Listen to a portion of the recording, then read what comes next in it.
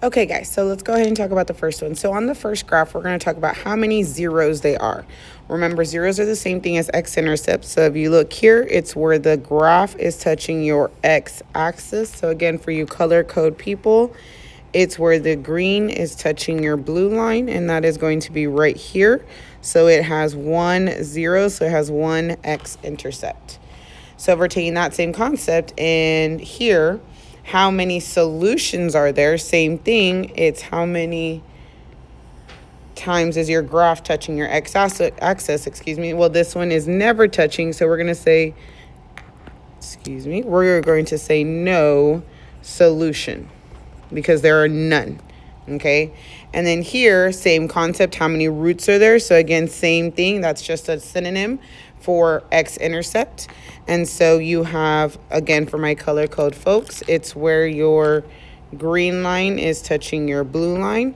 So it's going to touch right here, and it's going to touch right here. So there is one root, which is the same thing as x-intercept, and there is 2 roots, okay? So this one has 2. Now, if we are looking at the equation, okay, this is going to be a quadratic equation because it has an exponent of 2. All of these have exponents of 2. So please remember, anytime your equations have exponents of 2, they are going to be quadratic equations. Okay, so what we're going to do is we are going to find our 0 roots and solutions mathematically. Okay, so what that means is we are going to solve for x. So remember, we talked about on the graphs, you can have 1, none, or up to 2 solutions. Okay, so keep that in mind. So what we're trying to do is we are trying to get x by itself.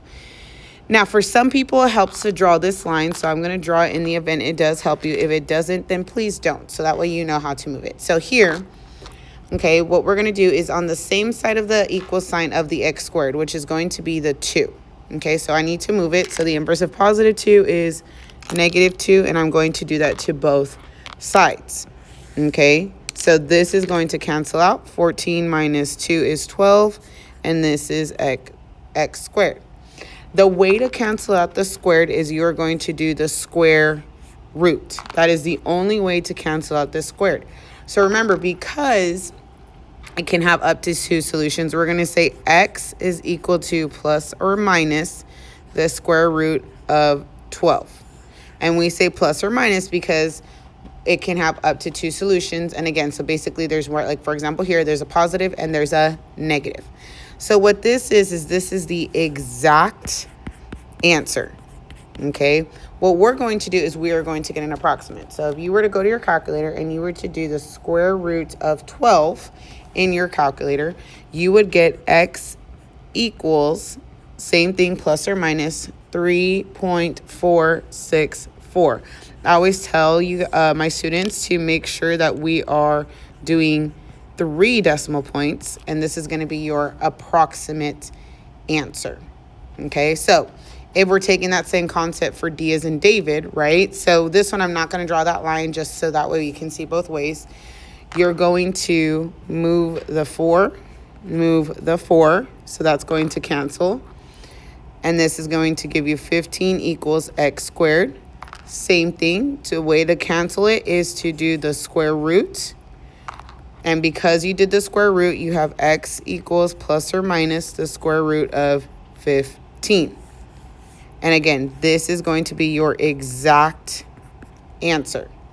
So again, I want you to get your approximate, which is plus or minus. Same thing, you're going to put that in your calculator, and that's going to be 3.873 because it rounds up that way. And so this is going to be an approximate.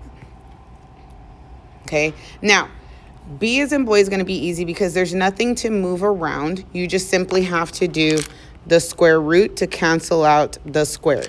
So then you have x equals plus or minus the square root of 10, which is your exact. What I want you to do is go ahead and get the approximate and then write that down. The last one I'm going to go over with you is, and I'll draw the line on this one because I haven't done on the last 2, is this one. You're going to do the inverse of negative 8, which is positive 8, right? And then you're going to bring down everything you didn't use, equals 8 plus 1 is 9. Same thing, you're going to do the square root, and these are going to cancel.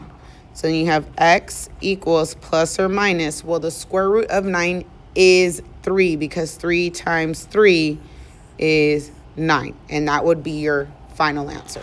So go ahead and do the rest of the equations. Make sure that you're doing the exact and the approximate.